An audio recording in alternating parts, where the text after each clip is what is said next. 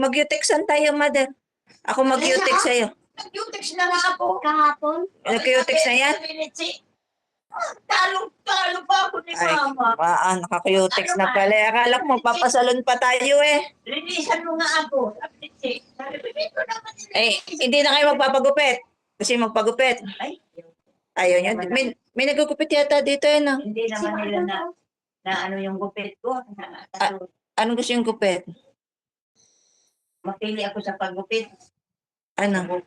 Gusto niya doon tayo sa mall? Ay, ayaw ko nga. Ayaw niya. Hintay na lang akong pauwi sa Bicol. May nagugupit sa'yo doon? Akala ko gusto mo doon tayo sa Robinson eh, sa SM. Kahit walang salamin na nakaharap sa akin, alam niya yung... Gusto niya akong gumupit. Ay, naku po. Ano ba naman? Ayaw din lalo. Tawa si Ikay eh. Ayaw ko naman ano. Ayaw niya. Buksan mo kang kilulang electric pan at napakainit. Mapili ako sa Papili kayo sa gupit. Ay siya pag ano, pag-uusapan ni Christy tsaka ni Ate Gina ha. Tsaka ano inyong... Kaya naman ako maghihintay kung ano pinag-usapan. Apo, ako magsasabi kayo gigising basta agad ng maaga. Tsaka kayo matulog na kayo sa gabi, huwag nyo intindihin ng mga to. At si Shay ang maghahanap sa mga yan kung hindi, ano. Huwag nyo nang pinaharapan ko sa inyo at ng mainit, mother.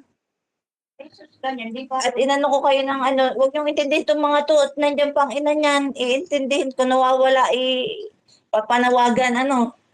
Nag-swimming lang ang mga yun, nakiswimming. Mga bata, dito lang kay Ate Ami daw.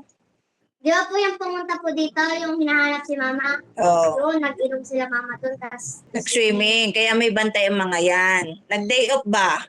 Day off din, pag may time. Doon pala dinala yung ano, yung pang-swimming.